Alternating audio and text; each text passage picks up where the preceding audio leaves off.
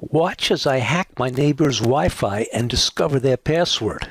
Hi, Dave Siroff here, and yes, I'm going to hack my neighbor's Wi-Fi password live while you look over my shoulder. This is real hacking, not like the BS you see in the movies. You'll see just how easy it is to hack a password, and just as important, you'll learn one simple action you can take to prevent your own Wi-Fi from being hacked. Don't be a victim. Watch and see how to prevent this from happening to you. So let's start with the setup. First of all, I have a Windows 7 PC here. You could use Windows 8. That would be about the same. It really doesn't matter. And I have already downloaded Kali Linux. So if you look right here, this is the Kali Linux page, and you can just come right here to the downloads, and you can download it for yourself. Now, in order to use Kali Linux on a Windows machine, you're going to need a virtual machine. Now, that virtual machine is Oracle VirtualBox. That again is also free, so you can just go ahead and download this. You install the VirtualBox, and then you take the Kali Linux that you've downloaded from the Kali site and install it into the VirtualBox. The last thing you need is an antenna. So if you look right here, this is the antenna that I am using. So you can see I'm at the Amazon.com page, and this is the antenna that I've bought. It's an alpha, and here's all the numbers here. You can just go ahead and take a look. You see it's like $30 here on Amazon. Now, the thing is about the reason why you want to use this antenna or a similar one is that you can have a lot of compatibility issues if you try to use the built-in antenna that's on in your laptop or your PC. You're better off using one of these. This is a USB antenna, connects to a USB port on your computer, especially since you need to put the antenna into monitor mode, which we'll go over in a minute. And if you try to use a built-in wireless card, then that can often cause problems. So you can see here that I have the Oracle VirtualBox installed, and Kali Linux is installed into it. So that's how we begin. You're going to have to go ahead and get this all installed before you start the actual hack. And now I'll show you exactly how the hack is done. So we go ahead and we start. Give it a second here while it comes up. Here's my VirtualBox coming up. And we can go ahead and just boot it from the default. Watch as this boots up.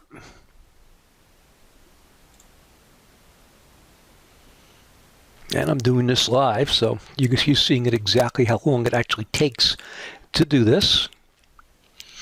Yeah, occasionally you see a few warnings and errors in here. I wouldn't worry about that too much. And we should just about be there.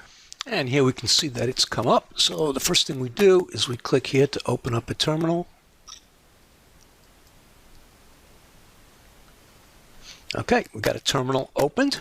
So we start with the first command, which is the iwconfig, like this, and see how that looks. So what you can see here is it shows me the my wireless card here. Okay, so now the next command that we're going to do is the airmon ng start command. So let's go ahead and start that up. Okay, so we type airmon ng start WLAN 0. So what that does is it puts our wireless card, or in this case it's actually a USB antenna, it puts that into monitor mode. So what that means is that it's going to monitor all traffic that is in the air, not just traffic that is addressed to me. all traffic that passes. So this allows packets to be captured without having to associate with an access point. So let's go ahead and enter this. Okay, and the command right here is what makes wireless networks vulnerable to black hat attacks in a way that Ethernet would not be. It allows you to listen to all wireless traffic in the air, even though that traffic is not addressed to you. To listen to traffic not addressed to you on an Ethernet network, like a wired network, you would need to access the network switch. And now that we've run the airmon ng command, we go ahead and we run iwconfig again, which basically shows you wireless configuration. And here you see that we have mon 0. So it shows that we have put this into monitor mode. You've seen that. So we have an actual interface called mon0 that we use. So next, we want to actually locate a network to hack. So we run the arrow dump command. So that's like this. It's arrow dump ng mon0. So what this does, it's going to help us to locate different networks that are around me that the antenna is picking up. So we'll just run that. And I've spelled it wrong. So this is one of the weird things here. If you don't spell these things right, obviously, they're not going to work. It's arrow dump. There we go. So you can see what it's doing right now is it's gathering different, it's showing the different networks or SSIDs that it sees. So here, this Ringo, this open one, that's actually my network right here. This Netgear 94 right here, that is my neighbors, okay? They're not very far from me. They're very, very close. And that antenna that I have is fairly powerful, so it looks like it's very, very close. Anyway, once we see the neighbor that we want to hack into, then we can stop it. So we just hit Control-C to stop it. And now what we want to do is we're going to use the arrow dump command to dump the information that we need into a file that we can crack. So what we're going to do is we're going to type arrow dump ng and then -w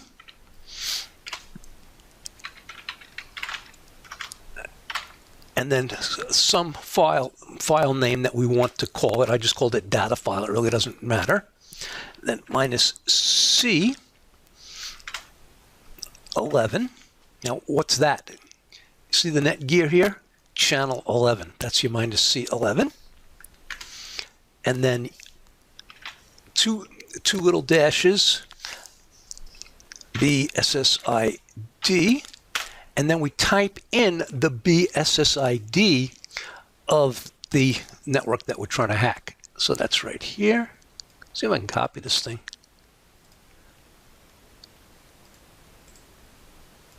There it goes, and it's just going to start dumping it into a file. Oh, I forgot to specify the interface, so it's going to be on mon0. So you can see I'm actually doing this live with the typos and everything. So what we're going to do is we're just going to let that sit for a minute and gather some information. So it's just gathering the information that it needs. It knows what it needs to gather out of the air, and then creating a file that we'll later use to crack the password. So we'll just sit here, let this go like 5 minutes or something like that.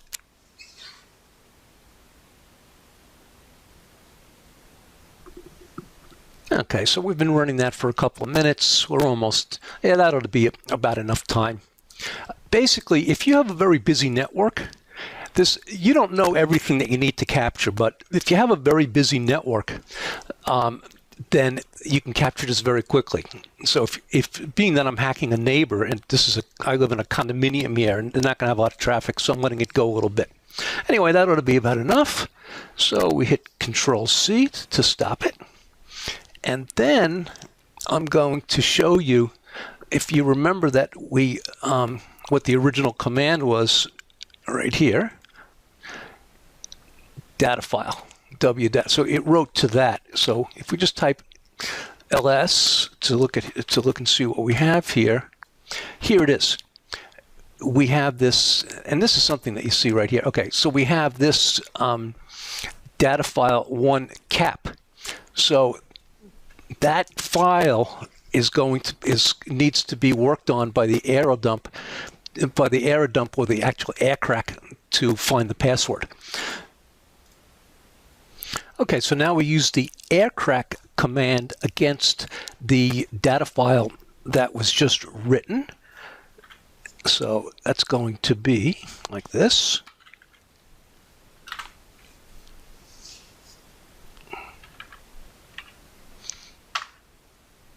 It's the cap that we're looking for.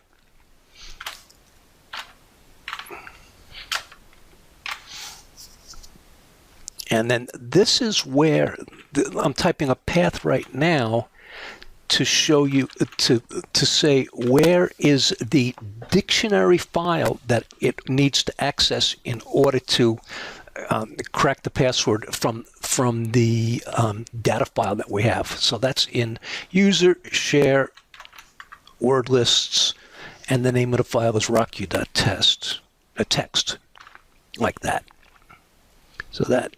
So we're just going to hit enter here, and it's going to go to work on the file and try and find the password. So here it goes. Bingo, it found it. Mongoose.